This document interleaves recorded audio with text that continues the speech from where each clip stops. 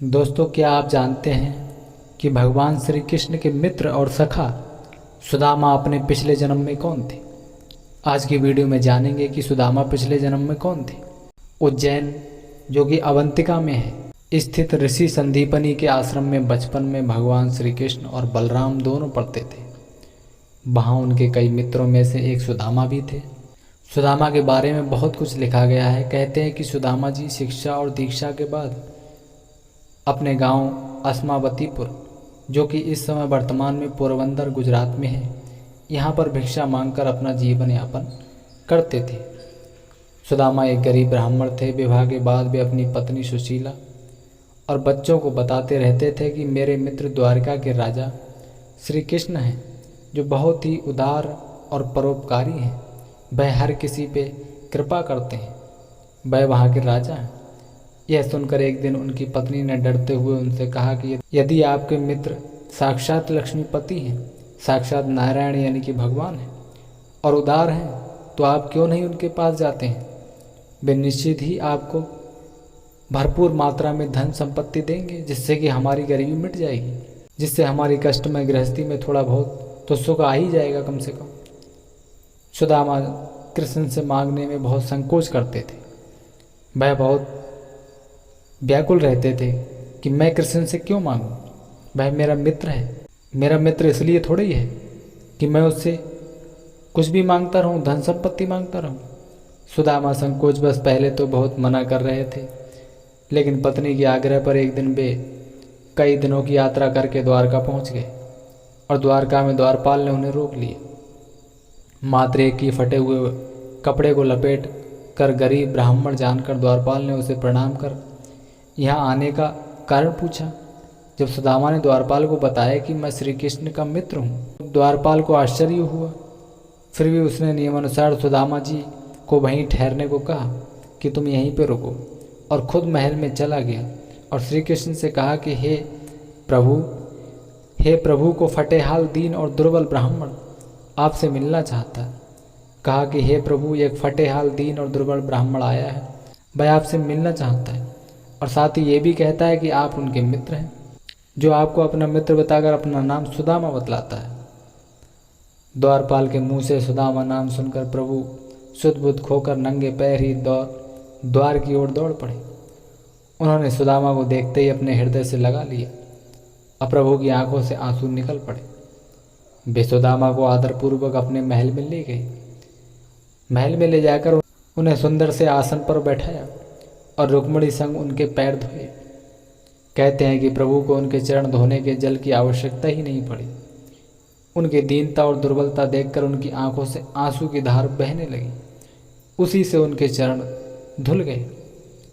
फिर उनको स्नान भोजन आदि के बाद सुदामा को पलंग पर बिठाकर श्री कृष्ण उनकी चरण सेवा करने लगे और गुरुकुल में बिताए दिनों की बातें करने लगे।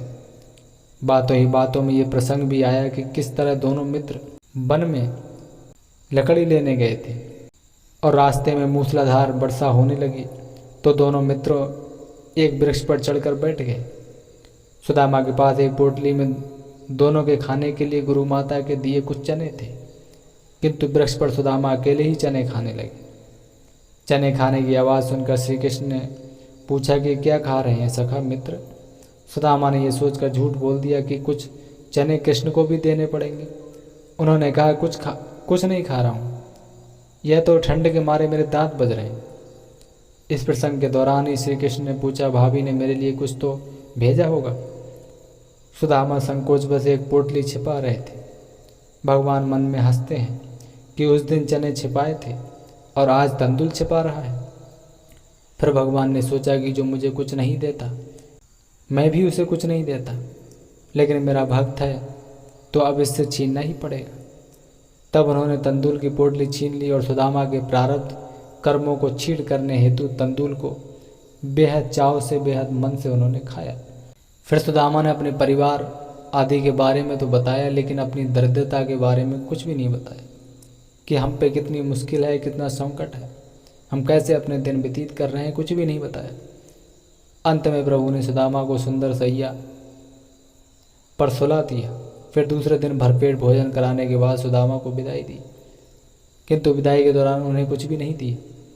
रास्ते भर सुदामा सोचते रहे कि हो सकता है कि उन्हें इसी कारण से धन नहीं दिया गया, कहीं उनमें अहंकार न आ जाए। यह विचार करते करते सुदामा अपने मन को समझाते हुए जब घर पहुँचे तो देखा उनकी कुटिया के स्थान पर एक भव्य महल खड़ा है और उनकी पत्नी सुवर्णाभूषणों से लदी हुई है।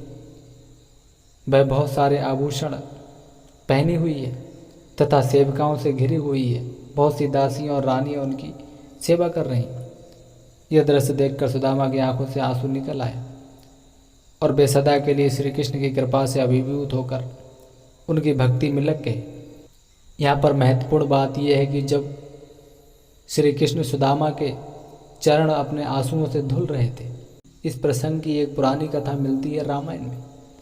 जब भगवान राम माता सीता की खोज में लंका जा रहे थे, रास्ते में एक नदी पड़ी थी और उस नदी पे पार करने के लिए वहाँ पर मल्ला रहता था।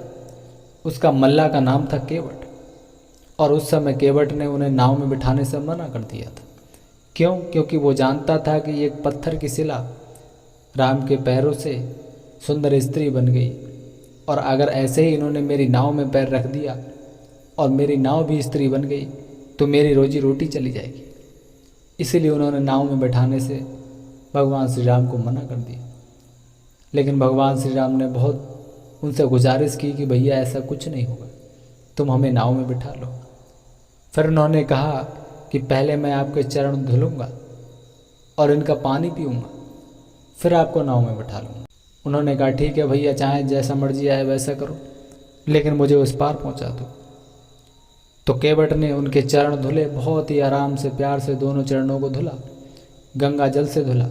तो भगवान श्री राम ने उसके बदले में उन्हें कुछ दिया नहीं था, लेकिन उन्होंने ये आश्वासन दिया था कि अगले जन्म में तुम सुदामा अवतार लोगे और मैं कृष्ण अवतार में आऊँगा, तब मैं तुम्हारा ये एहसान तुम्हारे पैर धुलकर चुकाऊँगा। तभी इस कृष्ण अवतार में वो केवट जो है सुदामा बने और राम जो है श्री कृष्ण बने। तो जैसे ही केवट ने राम के पैर धुले, ठीक वैसे ही केवट बने सुदामा ने भी, श्री कृष्ण बने राम के भी पैर ठीक उसी तरह से धुले। तो ये सुदामा अपने पिछले जन्म में केवट थे। दोस्तों, सुदामा पिछले जन्म में केवट थे। आज की वीडियो आपको कैसी लगी हमें कमेंट बॉक्स में ज़रूर बताएं और वीडियो पसंद आई हो तो वीडियो को लाइक शेयर, चैनल को सब्सक्राइब कर सकते हैं।